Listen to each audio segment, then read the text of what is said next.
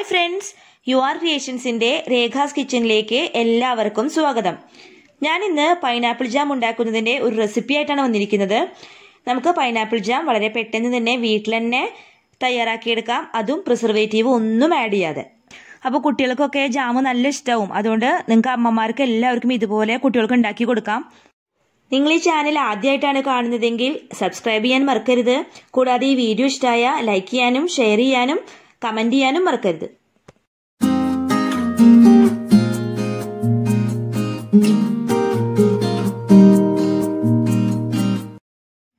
Pineapple jam തയ്യാറാക്കുന്നതിനായിട്ട് ഞാൻ ഒരു വലിയ പൈനാപ്പിളാണ് എടുത്തിരിക്കുന്നത്. അതിന്റെ മൂക്കൊക്കെ കണ്ടില്ല, അതുപോലെ കളഞ്ഞ് വൃത്തിയാക്കി വെച്ചതാണ്. ചെറിയ കഷ്ണങ്ങളാക്കിയിട്ടാണ്, അരഞ്ഞു കിട്ടാൻ എളുപ്പത്തിനാണ് കേട്ടോ ചെറിയ കഷ്ണങ്ങളാക്കിയത്. ഇനി നമുക്ക് ഇതൊരു ഭാഗത്തേക്ക് മാറ്റി വെക്കാം. അതിനുശേഷം ഒരു മിക്സിയുടെ ജാർ എടുത്ത് കുറേശ്ശെയായിട്ട് ഈ പൈനാപ്പിൾ കട്ട് ചെയ്ത് വെച്ചിരിക്കുന്ന പൈനാപ്പിൾ അതിലേക്ക് ചേർത്ത് കൊടുക്കാം. ഇത് 2 ട്രിപ്പായിട്ട് അരക്കേണ്ടി വരും കേട്ടോ. മുഴുവനായിട്ട് ഇട്ടാൽ നമുക്ക് ശരിയായിട്ട് അരച്ച് കിട്ടില്ല. അത് കാരണം 2 വട്ടമായിട്ട് നമുക്ക് അരച്ചെടുക്കാം.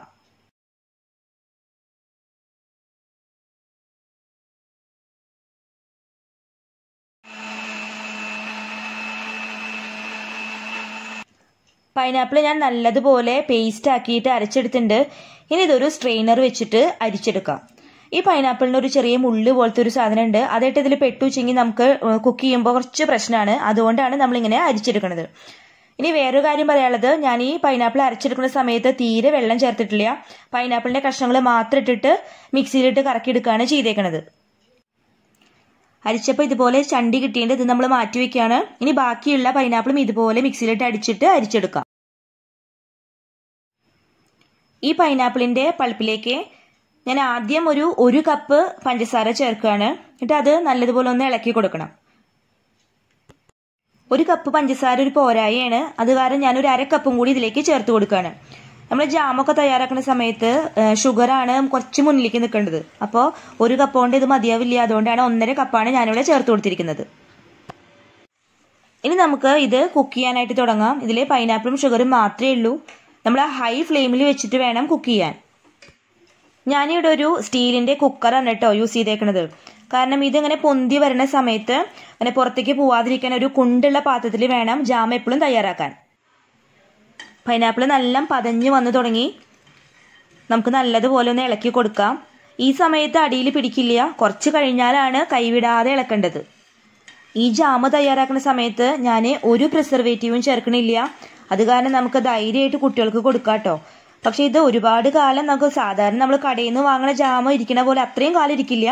ഫ്രിഡ്ജിൽ ഏകദേശം ഒരു 3-4 ആഴ്ച അത്രേ ഇരിക്കുള്ളൂ. ജാമ ഏകദേശം കുറുകി വന്നു തുടങ്ങി. നമുക്ക് ഈ സമയത്ത് ഇതിലേക്ക് നാരങ്ങാനീര് ചേർത്ത് കൊടുക്കാം. ഞാനിവിടെ 2 ചെറുനാരങ്ങയുടെ നീരാണ് ചേർത്ത് കൊടുക്കുന്നത്. കാരണം ഇത് ക്രിസ്റ്റലൈസ് ആവാതിരിക്കാൻ വേണ്ടിയിട്ടാണ് ഈ നാരങ്ങാനീര് ചേർക്കുന്നത്. നമ്മൾ ഫ്രിഡ്ജിൽ വെക്കുമ്പോൾ പഞ്ചസാരയുടെ അങ്ങനെ കട്ട പോലെ വരുമല്ലെങ്കിൽ അതിനാണ് ഈ നാരങ്ങാനീര് ചേർത്ത് കൊടുക്കുന്നത്. നമ്മൾ പ്രിസർവേറ്റീവ്സ് ആഡ് ചെയ്യുമ്പോഴാണ് ഇതൊരു ജെല്ലി പോലെ വരിക. അതല്ലെങ്കിൽ ശരിക്കും നമ്മൾ ഈ വരട്ടി വെച്ച പോലെയാണ് ഉണ്ടാവുക. ജാം ഏകദേശം റെഡിയായി. ഒരുവിധം നല്ലതുപോലെ കുറുകി വന്നിട്ടുണ്ട്. നമ്മളിനി ഫ്ലെയിം ഓഫാക്കാൻ പോവാണ്. കാരണം ഒരുപാട് കൂടുതലാക്കിയാൽ പിന്നെ ഇത് കട്ടയായി പോവും. ഇനി നമുക്ക് ഈ ജാമിനെ തണുക്കാനായിട്ട് അനുവദിക്കാം.